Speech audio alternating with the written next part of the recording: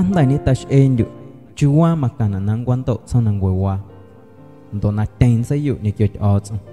nyawa mai cho tin dai na nang ots ahuna samati cho kan ai nan sa no sa huna ni kyo na tin de nyau antel u ya na kan na nyawa ho na u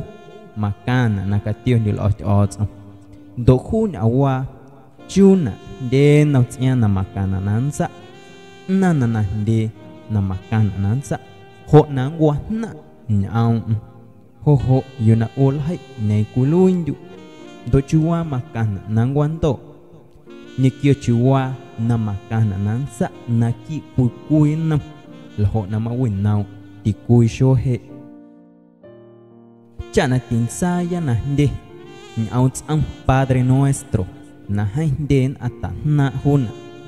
na ki huna kui thayu don e ya lo na kulayu akana kul uya so te ya ots na ki nyawa ma kwe yu du na kuluin du da ots sai shma nango nyau na ya na manikia do kuluin du a chau yu na hau ma chan tham do hu cham ning ti ka chai hau na hu na ni kyo chau nang wa cha shai na ma chan nai na ki libro Mateo capítulo yam versículo 2 ne kyo ki kia na kulan nai yo nau ots lo akan du yo so te ya nam a kan nhau lui ning ki chai ka chat ma ni na shot kan do kan tha na ma chan tham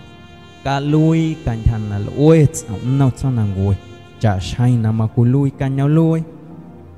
mana ki out awa umaka na kan do na ma chan tham ka lui yu na loi nau chau nang ngoi wa cha shai na ku lui kan nhau lui sense a chanh na utom a chau lot ia chu nyawa na umaka shena maki kwanta umaka nang out na wa chai na ki cham na cha sol ho na kuluin no towa ning ki chen yu na mat ya na shkue ka tu shai na man ian a na kandan du na ki na wi na matham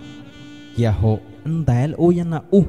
maka nang wanto nam towa cha shai nang wanto a ca nhau lui ama hội đã mà khuỵ quân tả hệ chả nắng đè quan tội là loa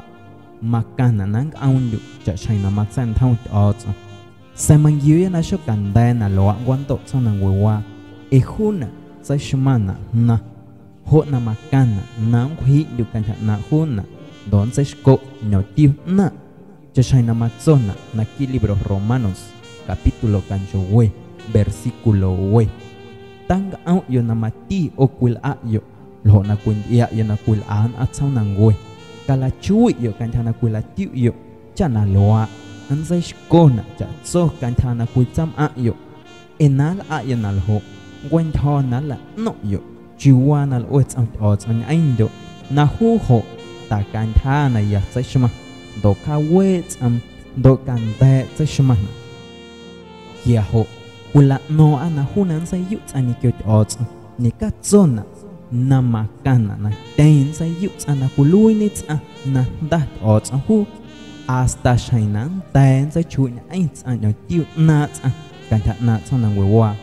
cha shaina mazo libro segunda de Corintios capítulo versículo 10 ekutsam ateya ena kula yu ya kun oya ni jing ena kun ti antaya ha